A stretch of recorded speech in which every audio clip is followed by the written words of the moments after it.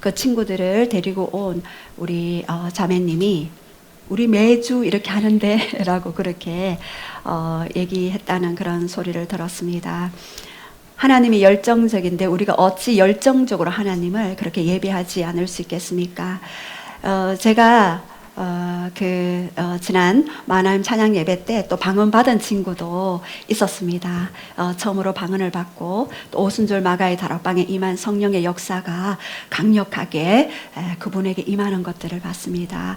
또 우리 청년부 담당 우리 부장 집사님, 이제 피택 장로님이신데 이제 장로님이 되시죠. 예, 그분이 이제 주기도문을 이렇게 하시는 것들을 보면서 제가 저희 어머니가 계실 때 이렇게 요양원에 가서 방문해서 함께 이렇게 기도하는데 저는 항상 그 주기도문을 암송하고 있는지 없는지 또한 그 주기도문을 통하여서 주님이 가르치신 그 기도를 통하여서 어머니의 신앙을 확증하고 그리고 고백하게 함으로써 어머니의 믿음을 더 업시키는 그러한 역할들을 날마다 가서 이렇게 합니다. 그래서 어머니 주기도문 이러면은 엄마가 자동적으로 하늘에 계신 우리 아버지의 이름을 거룩하게 여기시며 나라의 마옵시며 뜻이 하늘에서 이루어진 것 같이 땅에서도 이루어지다 이렇게 그냥 하시거든요. 그래서 저도 그냥 같이 그렇게 암송해 드리고 이렇게 하는데 금요일 날은 하늘에 계신 우리 아버지여 이름을 거룩히 여기시오며 나라의 임하옵시며 뜻이 하늘에서 이루어진 것 같이 땅에서도 이루어지다.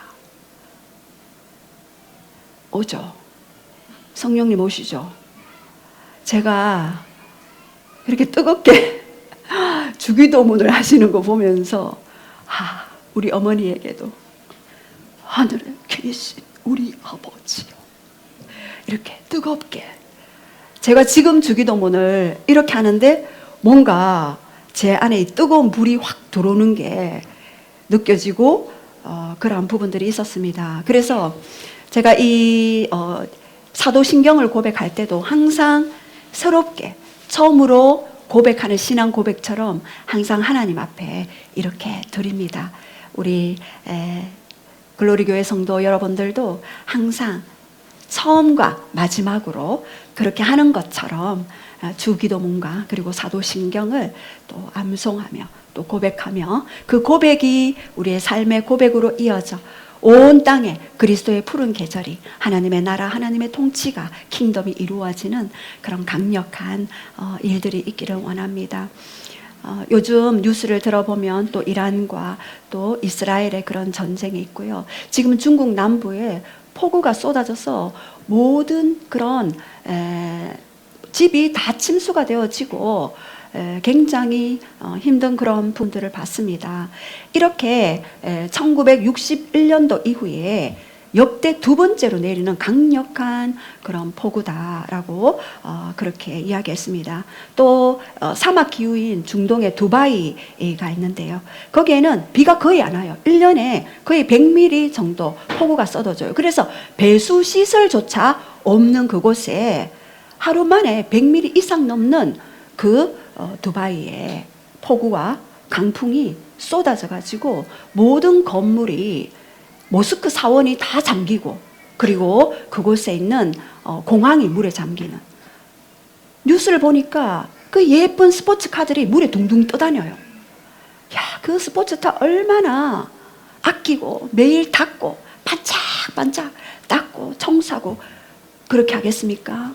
그런데 폭우가 쏟아지고 물에 잠겨버리니까 모든 게 다 떠올라 버리더라고요. 생명을 부지하기 위해 갈 수밖에 없는 그런 상황이 되어버리더라고요. 이제 마지막 시대 마태복음 24장에 기근과 지진과 그리고 전쟁이 각 처소에서 일어나게 될 것이다라고 했던 그런 예언의 말씀의 성취가 계속해서 이루어지고 있는 것들을 봅니다. 중국이 왜 그렇게 갑자기 폭우가 내렸겠습니까? 몇 년 전에 모든 선교사들을 추방하고 십자가를 불태우고 지하교회에 있는 그 성도들에게 공안들이 찾아가서 사람들을 감옥에 가두고 그러한 일들이 있지 않았습니까? 그리고 두바이는 어떤 곳입니까? 최첨단을 자랑하는 아주 아름다운 여행지였습니다.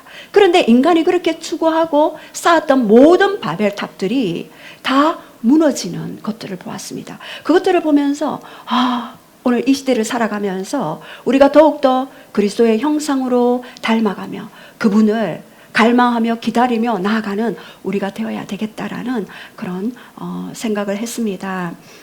우리가 삶 속에서 많은 열매들을 거두고 있죠. 그래서 이제 이전에 거두왔던 그 모든 삶의 그 열매들이 그 과거에 심어왔던 것들의 열매다라는 것들을 우리가 알기를 원합니다. 그래서 우리가 영적인 법칙을 알아야지만이 이 땅에서 일어나는 일들이 왜 그렇게 일어날 수밖에 없으며 또한 그 땅에서 일어나는 여러 가지 영적인 움직임들이 어디에서 기인했는지를 우리가 알고 깨달아야 할 것입니다. 지금 적 그리스도가 나타나기 전에 적 그리스도의 영이 이미 풀어졌음을 봅니다. 각 나라와 각 민족 가운데 어둠이 스며들고 있는 이때에 우리는 하나님 앞에 더욱더 깨어서 하나님의 형상으로 우리가 무장하며 나아가야 한다는 그런 생각을 해봤습니다. 이제 다음 달이면은 이제 5월 어린이날도 있고 어버이날도 있고 5월 달에는 많은 행사들이 있습니다. 여러분들이 가족들을 만날 것이고 그리고 그 가족들과 함께 대화를 나눌 때에 내 안에 올라오는 뭔가 나도 알 수 없는 그런 마음의 고통들이 한 번씩 올라오는 것들을 여러분 경험하실 것입니다. 왜 내 안에 이런 고통들이 아픔들이 올라오는지, 왜 내 안에 말씀은 주어지지만 그 말씀을 믿어지지 않고 늘 의심이 되어지는지 그거를 여러분들이 좀 오늘 같이 좀 나누기를 원합니다. 하나님은 본래 우리가 구하기도 전에 미리 아시고 주시고 싶어서 안달하시는 그 하나님이십니다. 그 하나님을 만나기만 하면 여러분들이 어떻게 중보자로서 그리고 어떻게 이 땅에 하나님의 그 영광을 жил머지고 살아가게 되어야 할 것인지를 여러분들이 깨닫고 인지하게 될 것입니다. 우리가 한번 그렇게 고백했으면 좋겠습니다. 하나님은 구하시기도 전에 주시는 아버지이십니다.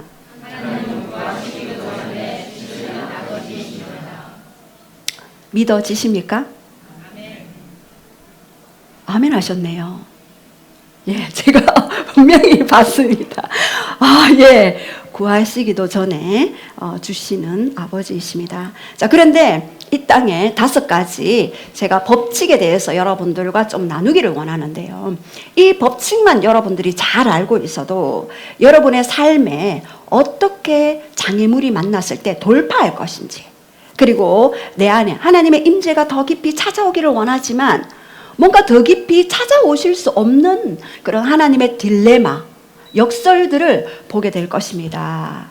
첫 번째는요, 심고 거둠의 법칙이에요. 두 번째는 하나님 사랑의 법칙, 세 번째는 부모 공경의 법칙, 네 번째는 판단의 법칙, 다섯 번째는 증가의 법칙입니다. 제가 말씀을 묵상하면서 저희 교회는 매일매일 트래킹도 하고 큐티도 하고 그렇게 하지 않습니까? 말씀 묵상을 하면서 제가 오묘하고도 신묘막측한 법칙들을 많이 발견해요. 자연계에서는 중력의 법칙이 있죠. 이 중력의 법칙을 벗어나기 위해서는 여러분이 어떻게 벗어날 수 있습니까? 비행기를 탈 때 중력의 법칙에 벗어날 수 있죠. 또 어떻게 벗어날 수 있습니까? 중력의 법칙 벗어나려면은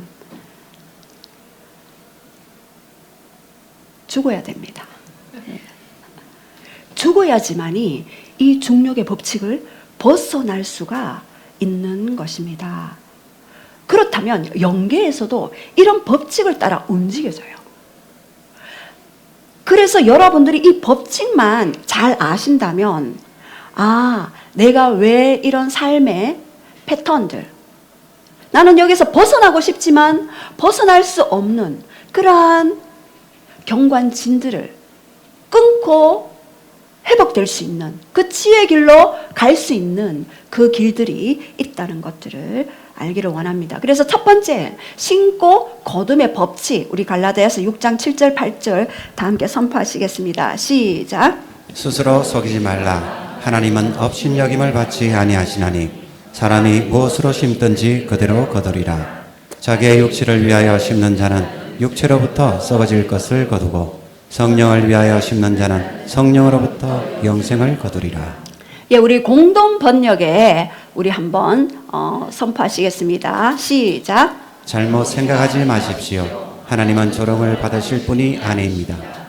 사람은 무엇으로 심든지 자기가 심는 것을 그대로 거둘 것입니다.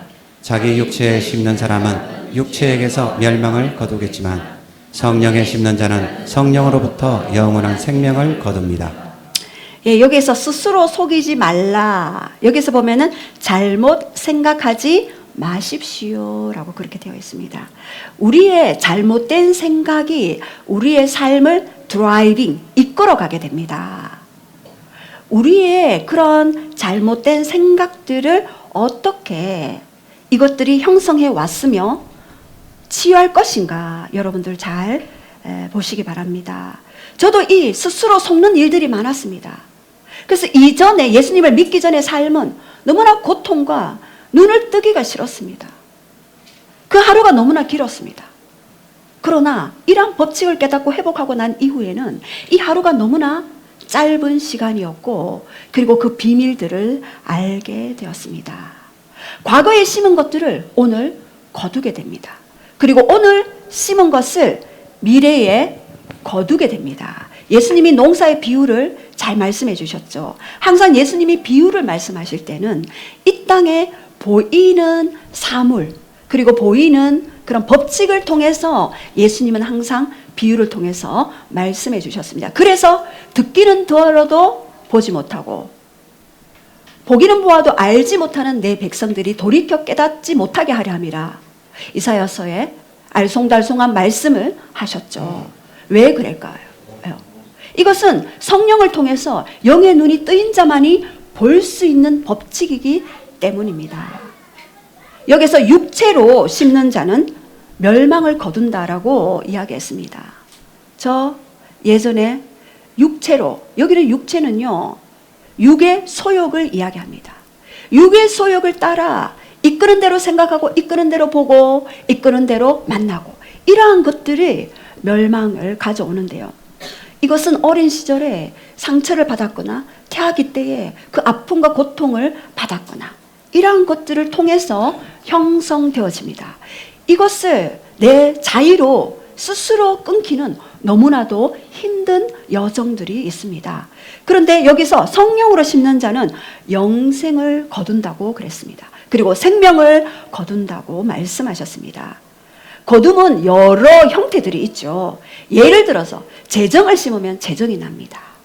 그리고 내가 봉사로 심으면은 내 몸이 건강해지는 그것들을 열매를 거두게 됩니다. 그리고 열방을 구하고 기도하면 그 열방들이 구해지고 실제로 열방과 민족들이 오게 됩니다. 여러분 선교사님들이 열방을 구하잖아요. 민족을 위해서 기도하잖아요. 실제로 그 땅을 밟으면서 그 땅을 취하고 그 영혼들에게 복음을 전하게 되는 것이지요. 무엇을 심는가 그대로 거두게 되어 있습니다. 심고 거둠의 법칙은요, 모든 사람들에게 공평하게 주어지는 법칙 중에 하나입니다. 그러나 그 법칙을 뛰어넘기 위해서는 하나님이 우리에게 회개와 그리고 성령의 그런 기름 부음 그리고 여러 가지 하나님의 말씀들을 우리에게 주셨습니다. 거둠의 두 가지 형태 보면 첫 번째는요, 판단의 그런 씨앗들을 심을 때 이 판단은 같은 일을 행하는 것이 되어집니다. 이 심고 거둠의 법칙이 또 판단에도 주어지게 됩니다. 그것은 판단은 자신을 정죄하는 거예요. 로마서 2장 1절에 보면은 그러므로 남을 판단하는 사람아 누구를 막론하고 네가 핑계하지 못할 것은 남을 판단하는 그것으로 네가 너를 정죄함이니 판단하는 네가 같은 일을 행함이라. 제가 이 말씀 때문에 너무나 충격받았습니다. 판단하는 네가 같은 일을 행함이라. 제가 너무나 많은 부모님을 판단했었거든요. 이루 말할 수 없이. 특별히 저는 저의 아버지를 많이 판단했습니다. 우리 어머니를 괴롭히는 그 아버지가 싫었어요. 그 아버지가 미웠어요. 그 아버지가 판단되었습니다. 그래서 나는 어릴 때부터 아버지와 같은 사람은 만나지 않을 거야. 이런 내 안에 판단들이 심겨져 있었습니다. 여러분, 중독자들이 왜 중독자가 됩니까? 그 부모님도 중독자였고요. 그리고 그 판단이 중독을 가지고 있는 그 아버지나 어머니를 바라보면서 내가 판단했기 때문에 그 판단이 심겨져서 열매를 거두게 되어집니다. 아빠처럼 안 살 거야 했지만 그 악습이 흘러오게 되어지고요. 엄마처럼 안 살 거야 했지만 그 악습이 흘러 들어오게 되어집니다. 이것은, 이 거둠은 첫 번째는 판단인데요. 두 번째는 부정적 기대의 쓴뿌리입니다. 이것은 판단의 쓴뿌리죠. 이 판단의 쓴뿌리는 반드시 거둠으로 가져옵니다. 그러한 만남이 이루어져요. 놀랍습니다, 여러분. 한번 자세히 그것들을 바라보시기 바랍니다. 오늘 여러분이 좀 그러한 것들을 좀 생각하면서 그러한 문제의 원인이 뭔지를 좀 볼 수 있기를 원합니다. 그래서 부정적 기대의 쓴뿌리는 부정적인 신념을 가지게 돼요. 그리고 그 신념이 성취하도록 만남을 끌고 와요.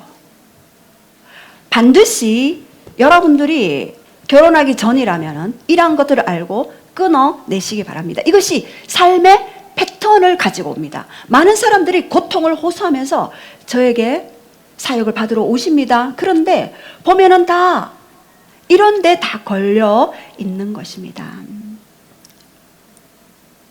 아무도 내 마음을 몰라줘. 우리 어린이들은 또 우리 자라면서 그런 생각을 하죠. 저도 이런 생각을 많이 했습니다. 그런데 이런 생각들, 이런 마음들이 어둠이 달라붙게 만들게 되고 언제나 혼자이거나 고립되어져 있게 되어집니다. 아무도 몰라. 그래서 나는 아무도 만나지 않을 거야. 내 마음을 이야기하지 않을 거야. 이렇게 이야기함으로써 그러한 것들이 내 삶 속에 계속해서 패턴처럼 옮겨 다니면서 그 패턴이 이어지게 되는 것입니다. 그래서 그 부정적인 기대가, 그 쓴뿌리가 삶 속에서 확증되어지면서 나타내져 보이게 됩니다. 어떤 분이 자기가 이제 누구랑 결혼하기 위해서, 이분은 예수님을 믿지 않았죠. 그래서 점을 보러 갔대요. 궁합을 봤는데 이 사람이 도대체 어떤 분이냐라고 이제 사주를 놓고 이렇게 보잖아요. 그 점을 보러 갔는데 그랬대요. 이 사람 몇 살 때 당신에게 등을 돌릴 것이고 이 사람이 어려움이 겪게 될 것이다라고 그분이 사주를 보면서 얘기를 해줬대요. 근데 이분이 그것들을 보면서 이제 예수님을 믿게 되었죠. 그러면서 불안해서 이제 찾아오셨더라고요. 그래서 예수님의 이름으로 그 운명사주 팔자에서 이미 해방해 놓으신 생명의 법을 이야기하면서 그것들은 미리 끊고 차단하면 그 일은 일어나지 않습니다라고 그렇게 말씀드렸죠. 그분에게는 깊은 마음의 그런 판단의 그런 쓴뿌리가 안에 있었던 것입니다. 부정적 기대의 쓴뿌리가 그 마음에 신념으로 자리 잡게 되고 그것이 나는 이런 분을 만나지 않을 거야. 아빠 같은 사람 만나지 않을 거야 했는데 만나게 되는 그러한 패턴으로 가게 됩니다. 예수님을 믿어도 여러분 이 중독의 패턴이 끊어지지 않는 이유는 이 부정적 기대감의 이 쓴뿌리가 뽑히지 않기 때문에 여전히 그런 중독의 패턴으로 밖에 갈 수밖에 없는 것입니다. 그렇다면 이 심고 거둠을 무엇이든지 네가 심은 대로 거둔다라고 이렇게 말씀하셨는데요. 그러면 이 거둠을 어떻게 우리가 바꿀 것인가 하나하나씩 보겠습니다. 두 번째는 하나님의 사랑의 법칙이 있습니다. 신명기 30장 20절 우리 한번 보시겠습니다. 시작. 내 하나님 여호와를 사랑하고 그의 말씀을 청종하며 또 그에 의지하라. 그는 내 생명이시요 내 장주이시니 여호와께서 내 조상 아브라함과 이삭과 야곱에게 주리라고 맹세하신 땅에 내가 거주하리라. 예, 우리 하나님은 하나님을 사랑했을 때 어떤 일들이 일어날 것인가 말씀해 주셨어요. 내 하나님 여호와를 사랑하라. 그러면 그 말씀을 청종하게 될 것이다. 그리고 그를 의지하라. 그래야면 어떻게 된다고요? 네가 맹세한 땅에 거주하리라. 맹세한 땅을 구하지도 않았는데 그냥 하나님을 사랑하고 그 말씀을 청종하고 그를 의지할 때 약속의 땅은 온다라는 것입니다. 우리 많은 사람들이 이 약속의 땅을 많이 취하려고 구하려고 선포하고 하죠. 저도 많이 그렇게 했습니다. 그런데 이 약속의 땅이 쉽게 오지 않더라고요. 그래서 때로는 제가 절망할 때가 많이 있었습니다. 왜 이렇게 기도를 심하게 하는데? 철야기도 새벽기도 제 기도를 참 좋아해요. 왜냐하면 기도하면 역사가 일어나는 것들은 많이 보거든요. 그런데 이 약속의 땅을 위해서 많이 기도하는데 이 기도 후에는 다시 해이해지는 것들을 많이 봤습니다. 그리고 그 이후에 또다시 예전의 삶의 패턴으로 돌아가려는 고무줄의 탄성. 우리 육적인 본성은 이 고무줄과 같아요. 계속 당기고 있다가 탁 놔버리면 그대로 순식간에 탁 와버려요. 너무나 이게 제가 오호라 공관자로다. 이 사망의 몸에서 이 법에서 누가 나를 구원할 것인가. 머리를 쥐어 뜯으면서 제가 기도했다니까요. 너무 안 돼서. 왜 그렇습니까? 그런데 이 비밀이 여기에 있었습니다. 내 하나님 여호와를 사랑하라. 그리고 그 말씀을 청종하기를 기뻐하고 의지하라. 그리하면 그 약속의 땅은 온다였습니다. 그래서 제가 저의 기도의 패턴을 바꿨죠. 하나님을 사랑하기로 작정하고 사랑이 될 때까지 하나님 앞에 나아갔습니다. 요즘에는 놀라워요. 새벽에 기도하면 아침에 응답받고 아침에 기도하면 오후에 응답받아요. 어떨 때는 그 기도하는 그 순간에 응답이 바로 올 때가 있습니다. 이것이 이 비밀이 우리 안에 이런 하나님과의 그 관계에 막힌 담들을 하나씩 이 육체의 소욕을 하나씩 제거할 때 그런 일들이 되어지게 됩니다. 우리 시편 119편 131편도 우리 한번 봅시다. 시작. 내가 주의 계명을 사모함으로 내가 입을 열고 헐떡 인연나이다. 주의 계명을 사모함으로 내가 입을 열고 헐떡거렸다. 이것은 공동 번역에는요. 입을 크게 벌리고 헐떡입니다. 예. 주님의 말씀을 먹으려고 입을 크게 벌리는 거예요. 요즘 말씀이 너무 신묘막측하지 않습니까?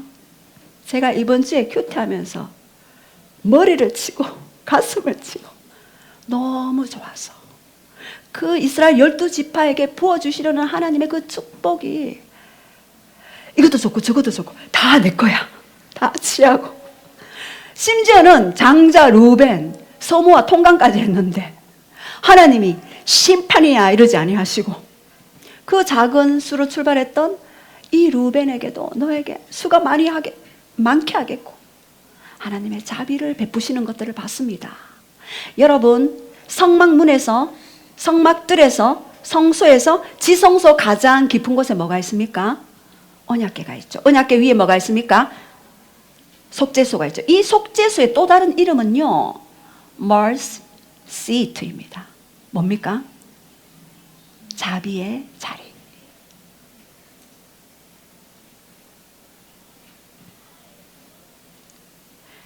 제가 그 하나님의 깊은 지성소에 들어갔을 때 여러분 mercy seat 자비의 자리에 앉아 계시는 하나님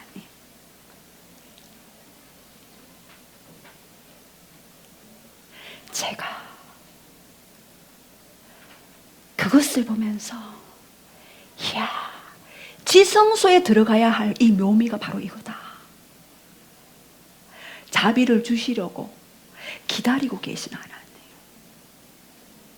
작정하신 하나님, 이미 자비를 주시려고 4,000년 전부터, 아니 창세 전부터 예수 그리스도를 주시려고 작정하셨던 하나님. 네가 만약 범죄한다면, 네가 만약 선악을 알게 하는 나무를 먹게 된다면, 만약을 대비해서 이미 예수 그리스도를 준비해 놓으신 그 하나님의 놀라운 그 자비의 그 사랑을 보게 되었습니다. 그리고 시편 119편 165절 시작. 주의 법을 사랑하는 자에게는 큰 평안이 있으니 그들에게 장애물이 없으리라. 여기에서 주의 법을 사랑하는 자에게는 큰 평안이 있죠. 여러분, 말씀을 사모해 보십시오. 평안이 그냥 주어집니다. 그에게 장애물이 없으리로다. 여러분, 공동번역에 보면은 당신의 법을 사랑하는 자에게는 만사가 순조롭고 무엇 하나 거릴 낄 것이 없습니다. 저는 이제야 왜 거릴 낄 것이 없다라고 말씀하셨는지를 알게 되었습니다. 여러분, 파도는 늘 있어요. 바다에는 항상 파도가 있기 때문에 바다죠. 그런데 서핑 선수들은 어떻게 합니까? 오히려 그 파도를 즐겨요. 이 장애물이 없다는 것은 실제로 네 앞에 완전히 장애물이 없다, 이러한 뜻이기보다 무엇 하나 거릴 낄 것이 없다, 문제가 되지 않는다는 거죠. 그 장애물을 통하여 오히려 하나님이 더 큰 놀라고 위대한 원더풀한 하나님의 플랜, 계획을 가지고 계시기 때문입니다. 그것은 오히려 발판이 될 뿐입니다. 여러분 앞에 장애물 있죠? 그것은 따라해봅시다. 장애물은 발판이다. 그 넘어야 하나님을 보셔야 합니다. 멀시 시트에 앉아 계시는 그 하나님. 그래서 하나님을 사랑할 때 비록 장애물을 만날지라도 우리 지난주 큐티 신명기 33장 26절 큰 소리로 한번 선포하시겠습니다. 시작. 여수르니여 하나님 같은 이가 없도다. 그가 너를 도우시려고 하늘을 타고 궁창에서 위엄을 나타내시는도다. 예, 이스라엘 백성에게 여수르니여, 그렇게 여수르는 완전한다다, 의로운 자다. 우리 완전합니까? 의롭습니까? 아니죠. 왜 이렇게 불렀을까요? 하나님은 항상 예수 그리스도를 통해 우리를 봅니다. 예수 그리스도 그 피를 통해 우리를 봅니다. 우리 위에는 피가 부어져 있어요. 그래서 우리를 보는 것이 아니라 우리 위에 계신 예수 그리스도의 그 피를 통해서 우리를 바라보시는 거예요. 그래서 여수로나라고 이렇게 말씀하는 거예요. 제가 이 말씀을 보면서 이야, 그렇다. 하나님은 나를 바라볼 때 여수른, 이미 예수 그리스도를 핏값으로 산 나를 바라보시는구나. 우리의 연약함, 우리의 재성을 바라보고 지적하시려고 보는 것이 아니라 사랑해 주려고, 안아 주시려고. 그리고 그분이 하시는 일은 뭐냐면요, 그가 너를 도우시려고, 그가 너를 도우시려고 하늘을 타고 궁창에서 위엄을 나타내는도다. 하늘을 타시고 궁창에서 그의 위엄을 드러내시는 거예요. 하늘을 바라보십시오. 그분의 손이 보일 것이고 그분의 얼굴이 보일 것입니다. 그래서 그 다음 보면은요, 영원하신 하나님께서 영원한 너의 처소가 될 것이니 그의 영원하신 팔이 네 아래에 있도다. 그가 너의 대적을 멸하시려고 쫓아내시게 하시도다. 영원하신 하나님이 우리의 처소가 된다라고 그렇게 말씀하셨습니다. 그리고 그분의 팔이 우리 아래에 있다는 것은 그 팔로 우리를 받쳐주신다라는 의미죠. 그리고 29절에 보면은 이스라엘아 너는 행복한 사람이로다. 여호와의 구원을 너같이 받은 자가 어디 있느냐? 여러분을 보고 행복한 자라고 선포하십니다. 왜요? 하나님 그분이 여러분을 구원하셨고 만났기 때문입니다. 그리고 그런 너를 돕는 방패이시요. 돕는 방패가 되신대요. 그리고 영광의 칼이 되신대요. 그 영광의 칼이 되어서 그 영광의 칼로 그 대적들을 멸하시며 그리고 높은 것을 대적의 높은 것을 밟으시리로다.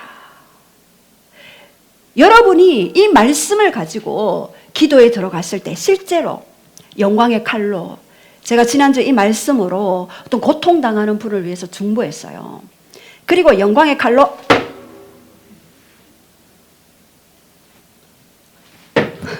이렇게 발로 꽉 밟는 공격하는 어둠들을 그 칼로 멸하는 것들을 실제로 보면서 기도했을 때 어둠이 떠나가는 것들을 발견했습니다. 이렇게 하나님을 사랑했을 때 부어지는 도움의 방패시요 네 영원한 처소가 될 것이고 그리고 영광의 칼이 될 것이다 라고 그렇게 말씀하시죠. 자, 그렇다면 세 번째 부모 공경의 법칙이 있습니다. 신명기 5장 16절 시작. 너는 내 하나님 여호와께서 명령한 대로 내 부모를 공경하라. 그리하면 내 하나님 여호와가 내게 준 땅에서 내 생명이 길고 복을 누리리라. 예, 공동 번역에서는요. 너희는 부모를 공경하여라. 너희 하나님 야훼의 분부다. 그래야 너희는 오래 살 것이다. 너희 하나님 야훼께서 주시는 땅에서 잘 될 것이다. 잘 될 것이다. 에베소서 6장 2절 3절 말씀을 우리 한번 또 선포하시겠습니다. 시작. 내 아버지와 어머니를 공경하라. 이것은 약속이 있는 첫 계명이니 이로써 내가 잘되고 땅에서 장수하리라. 이것은요. 이 땅에서 약속하셨던 첫 계명이래요. 부모를 공경하는 것이. 이로써 네가 잘되고 땅에서 장수하는데 반대로 부모를 공경하지 않았다면 우리는 어떻게 된다고요? 잘 될 수 없다입니다. 이것은 말씀이고 말씀은 영이죠. 영은 영의 세계의 원리를 나타내죠. 하나님의 루아우 숨결 호흡이 영계에 작동하는 거죠. 제가 아버지 엄마를 많이 판단했어요. 많이 미워했어요. 땅에서 잘 됐겠습니까? 잘 안 됐겠습니까? 잘 안 됐습니다. 너무너무 안 됐습니다. 제가 어릴 때부터 제가 그때는 몰랐는데 이 치유 사역을 알고부터 얼마나 제가 아버지를 판단하고 어머니를 판단했는지 그것을 알게 되었어요. 그리고 이 땅에서 저는 고통이라는 거둠을 가지게 되었습니다. 이렇게 엄마 아빠를 판단했을 때 우리는 영적인 권위자와의 관계 맺음도 힘들어지고 부모님과의 그런 관계, 하나님과의 관계, 그리고 직장 상사와의 관계에서도 영향을 미치게 됩니다. 그렇다면 이 부모 공경에 대해서 이것은 법칙이기 때문에 여러분들이 그 법칙 안에 들어와 있는 것입니다. 이 땅에 사는 날 동안에. 그렇다면 우리 그리스도인의 삶은 에베소서 2장 6절에서 8절 말씀에 우리는 그리스도와 함께 죽었고 함께 살아났고 함께 하늘에 안치운 존재가 되었죠. 우리는 이미 이 땅에 발을 딛는 것이 아니라 육은 땅에 발을 딛었지만 영의 신부는 열기구를 타고 있는 거나 마찬가지입니다. 열기구가 어떻습니까? 땅에서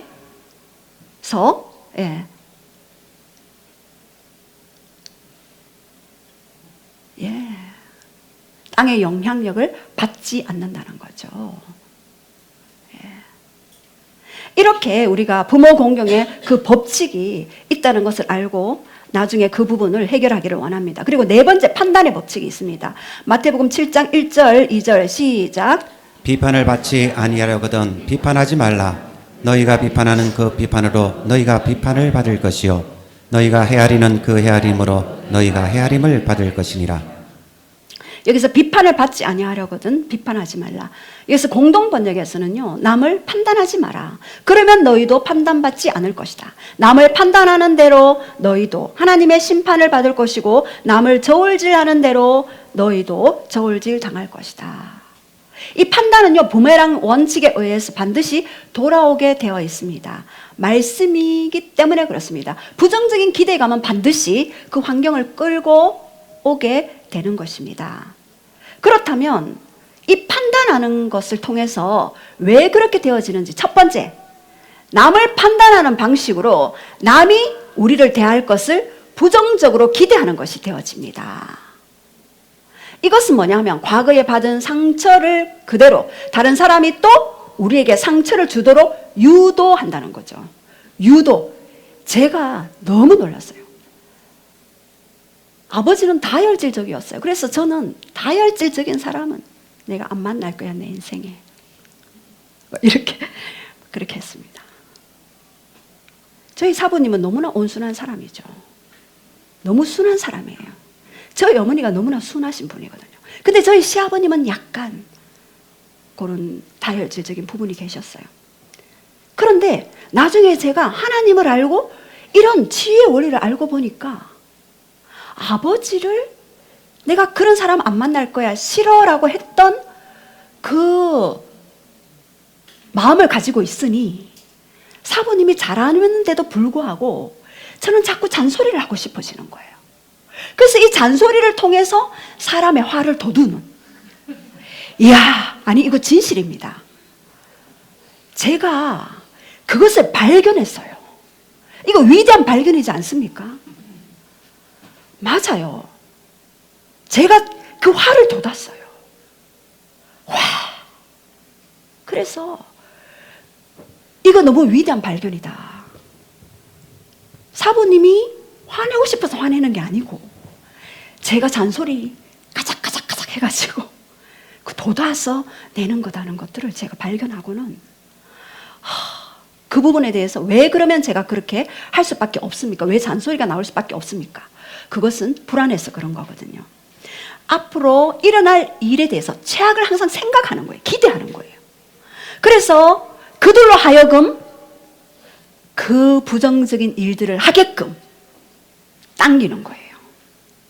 놀랍죠? 그래서 잠언 27장 19절 우리 한번 보겠습니다. 시작. 물에 비치면 얼굴이 서로 같은 것 같이 사람의 마음도 서로 비치느니라. 예, 마음과 마음은 비칩니다. 내 마음이 그러니까 그렇게 비춰지는 거예요. 내 마음에 더러움이 있으니까 제가 사부님에게 계속 그거를 얘기하는 거예요. 내 마음을. 그래서 제가 사부님을 많이 힘들게 했다니까요. 죄송합니다. 공개적으로 사과합니다. 아니 진심입니다. 제가 많이 그것을 깨닫고 회개했습니다. 근데 다윗은 이 비밀을 알았어요. 사무엘하 16장에 보면은요, 다윗이 아들 압살롬에게 반역을 당해서 예루살렘을 떠나가게 되었어요. 도망을 가게 되었어요. 얼마나 아들에게 반역당하니까 힘들었겠어요. 아들이 반역을 하니까 왕의 자리가 탐나서 자기를 죽이려고 하니까. 그런데 사울 가문이 베냐민 지파잖아요. 베냐민 지파의 시므이가 아마 이렇게 했을 것 같아요. 다윗 이러면서. 그전에는 왕이니까 오셨나이까 이러던 사람이 갑자기 반역당해서 도망가니까 확 돌아서서 손가락질하면서 저주를 받은 자요, 저주를 받은 자요, 이렇게 네가 사울 족속의 피를 흘려서 그 자리를 이어서 너가 그렇게 저주를 받는다라고 이렇게 얘기했을 때 옆에서 다윗을 사랑하던 아비새가 칼을 쫙 빼내면서 다윗을 당장 처단해서 시므를 당장 처단해서 그 목을 가져오겠습니다라고 얘기하니까 아니다. 그냥 두라. 그가 하나님을 대신해서 나를 저주한다라고 이야기했습니다. 제가 그 다윗의 그 고백을 많이 묵상했습니다. 왜 다윗이 이렇게 할 수밖에 없었을까? 그런 다윗은 하나님을 보았거든요. 하나님을 갈망했거든요. 날마다 멀시 시트에 가서 하나님의 자비를 경험했던 그 다윗은 다른 사람이 비록 저주한다 할지라도 송사하는 자와 합의하라.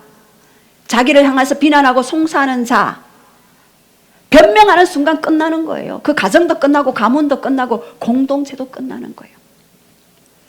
그래도 우리 공동체는 그럴지라도 우리는 지금 배워가는 단계잖아요. 알아가는 단계잖아요. 여러분 자전거나 아니면은 자동차 운전면허를 배울 때 어디서 배웁니까? 도로로 안 나가잖아요. 가장 안전한 잔디밭에서 배우잖아요. 우리끼리 그러는 거는 내 안에 이런 것들이 있구나. 하나님의 자비가 필요하구나. 이거를 알아가는 시기라서 우리끼리는 그래도 괜찮아요. 근데 여기는 영적 훈련소이기 때문에 여기서 여러분이 훈련받아서 다른 공동체에 가서는 일터에나 아니면은 선교단체나 이런 데서는요, 보호막이 없잖아요. 누가 보호해줘요? 물론 하나님이 보호하시겠지만 그런 것들을 여러분 아시고 내 안에 왜 이런 마음과 마음이 서로 충돌이 일어날 때 어떻게 한다고요? 송사하는 자. 저는 제가 아버지를 판단을 많이 했기 때문에 어릴 때 자녀들의 판단을 많이 받았어요. 어릴 때는 제가 눌렀지만 청소년 때 엄마는 이래, 엄마는 이래서 그래요, 이런 얘기를 깜짝 놀랐어요. 아니 내가 판단했던 거를 얘가 나한테 하고 있잖아. 그래서 제가 이 치유를 알고부터는 자녀들에게 미안하다라고 얘기했어요. 여러분 가만히 보십시오. 내가 부모님을 판단하는 그대로 여러분 자녀에게 판단받게 됩니다. 이것은 영의 원리입니다. 여러분이 끊지 않으면 그 일은 일어나게 되어 있습니다. 두 번째요, 내가 판단한 사람을 닮게 돼요. 내가 싫어하는 영역을 판단했는데 그 영역을 닮아가게 되는 거예요. 야고보서 2장 10절 시작. 누구든지 온 율법을 지키다가 그 하나를 범하면 모두 범한 자가 되나니. 우리가 율법을 많이 지키죠. 그러나 이 하나를 어기면 다 어기는 것이 된다라고 했는데 공동 번역에는 누구든지 계명을 다 지키다가도 한 조목을 어기면 계명 전체를 범하는 것이 된다라고 그렇게 이야기했습니다. 제가 아버지 살아 생전에, 아버지 안 계시니까요, 마음껏 이제 조금 얘기하겠습니다. 항상 컵을 그냥 물에 후 헹궈가지고 또다시 물을 받아서 드시는 거예요. 그래서 아니 아버지 그 퐁퐁으로 씻어가지고 그렇게 하셔야죠 이러면서 제가 그 컵을 가지고 퐁퐁으로 씻어드리고 이랬거든요. 근데 깜짝 놀랄 일이 있었어요. 교회에서 제가 급하니까 제 사용했던 컵을 다시 헹궈가지고 물을 딱 마시는데 그게 딱 생각이 나는 거예요. 와, 실제다 실제. 내가 그거를 판단했는데 그걸 그대로 행동하고 있는 거예요. 와우. 그래서 제가 회개했어요. 하나님, 그때 제가 아버지 그러는 거 못마땅해서 판단했는데 용서해 주시옵소서.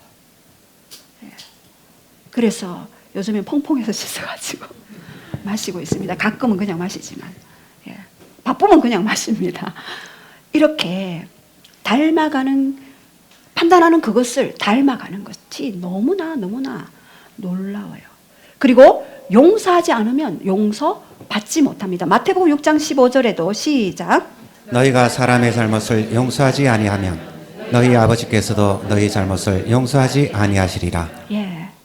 우리가 판단한 그 죄가 우리 안에서 역사되어지기 때문에 이것이 증거의 법칙에 의해서 그 죄에 대해서 작동하게 되어 있어요. 그래서 우리가 이것을 모르면 열매 없는 삶을 살아갈 수밖에 없는 것입니다. 이제 여러분들이 한번 가만히 생각해 보십시오. 내가 지금 일어나고 있는 이 일들 가운데 그 전에 내가 누군가를 판단했던 일들이 있었는지 그러한 부분들을 여러분들 보기를 원합니다. 그리고 다섯 번째, 증가의 법칙입니다. 첫 번째 시작. 좋은 열매의 거듭. 마태복음 13장 8절에 들어는 좋은 땅에 떨어짐에 어떤 것은 100배, 어떤 것은 60배, 어떤 것은 30배의 결실을 하였느니라. 좋은 열매의 거듭. 제가 얼마 전에도 하나님, 어떤 문제가 있어서 조금 그 부분에 대해서 제 마음에 이거는 그렇습니다라고 했는데 하나님이 너가 심어라 1000배의 열매를 거둘 것이다. 와우. 근데 돈이 없습니다, 하나님. 심고 싶은데 돈이 없어요.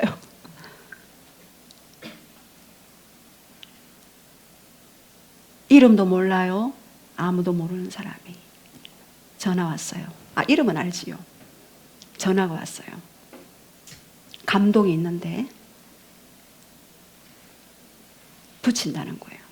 저는 모든 사역에 그거는 다 교회로 다 하라 합니다. 근데 목사님에게 해야 한대요. 제가 기도한 게 있잖아요. 그래서 그거를 심었어요. 그대로 1000배를 주겠다는 하나님의 약속을 붙잡고, 더러는 좋은 땅에 떨어져서 100배가 된 것도 있고 60배가 된 것도 있고 30배가 된 것도 있는데, 신명기 1장 11절에는요 1000배가 될 거라고 말씀하셨습니다. 지금보다 1000배가 될 것이다. 그런데 이 좋은 열매도 거두게 되죠. 근데 악한 열매도 거두게 됩니다. 호세아 8장 7절에 시작. 그들이 바람을 심고 광풍을 거둘 것이라. 심은 것이 줄기가 없으며 이삭은 열매를 맺지 못할 것이요 혹시 맺을지라도 이방 사람이 삼키리라. 이렇게 바람을 심었는데 광풍을 거둘 것이라 그랬습니다. 그리고 아무리 맺을지라도 이방 사람이 삼키게 되어지는 그러한 일들이 있게 될 거다라고 그렇게 말씀하셨습니다. 악한 열매도 더 증가가 되어지고 좋은 열매도 증가가 되어지는 법칙이 작동하는 것입니다. 그렇다면 세 번째, 마음의 쓴뿌리가 삶의 열매를 거두게 하는데요. 히브리서 12장 15절 시작. 너희는 하나님의 은혜에 이르지 못하는 자가 없도록 하고 또 쓴뿌리가 나서 괴롭게 하여 많은 사람이 이로 말미암아 더럽게 되지 않게 하며.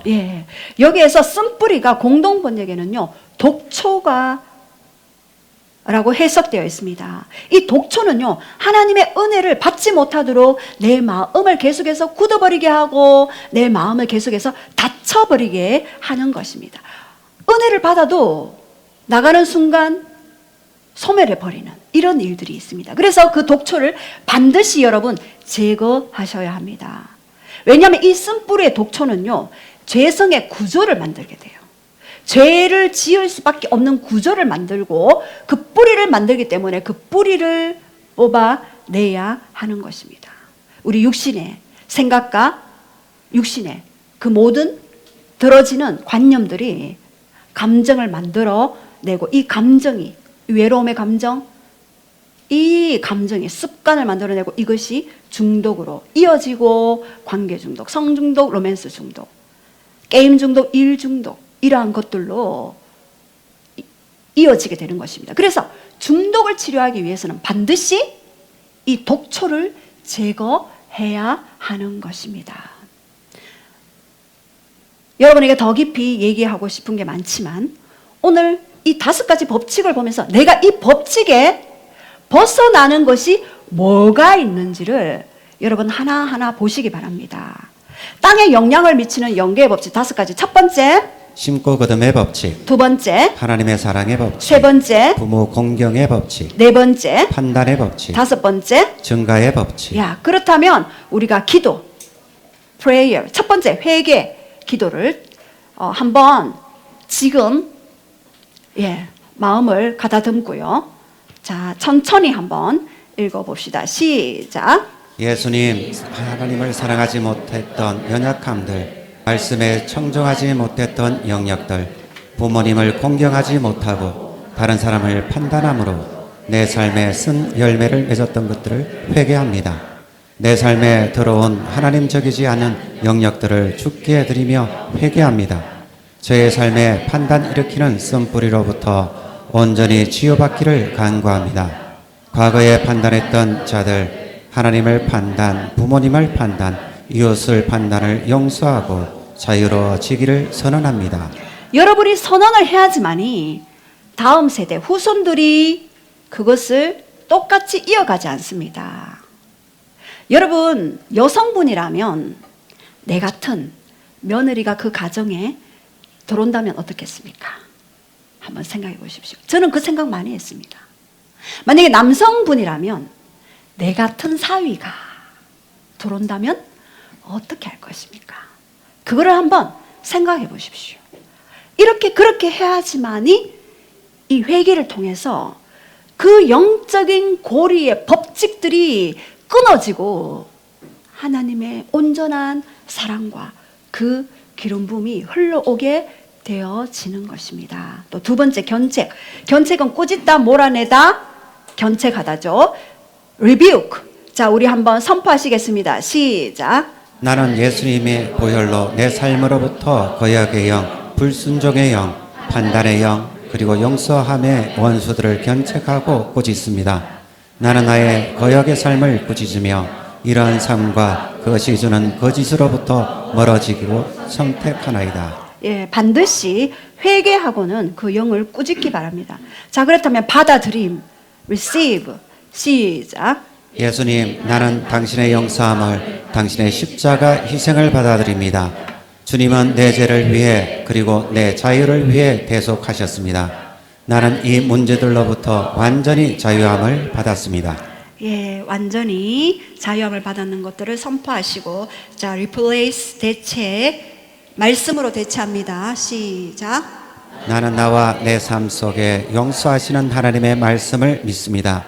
나를 향해 여술은 완전한 자야 불러주시며 너를 도우기 위해 하늘을 타고 궁창에서 위엄을 나타내심을 날마다 바라보며 이스라엘아 너는 행복한 사람이로다. 여호와의 구원을 너 같은 얻은 백성이 누구냐. 너는 너를 돕는 방패시여 내 영광의 칼이시로다.